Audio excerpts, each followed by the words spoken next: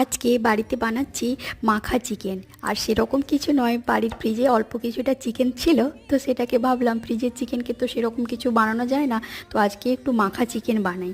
তো বাড়িতেই থাকবো, বছরের প্রথম দিনে কোথাও যাওয়া হবে না, তো একটু নতুন নতুন স্পেশাল রেসিপি যদি বানানো যায়। তো সেরকম কিছু নয়, চিকেনটাতে প্রথমে লবণ আর হলুদ মাখিয়ে রেখে দিয়েছি, একটু লঙ্কার গুঁড়ো দিয়েছি, এবারে জিরে আর ধনে বাটাকেও দিয়েছি, এবার একটু আদা রসুন আর পেঁয়াজটাকেও শিলনোড়াতেই বেটে দিয়ে দিয়েছি।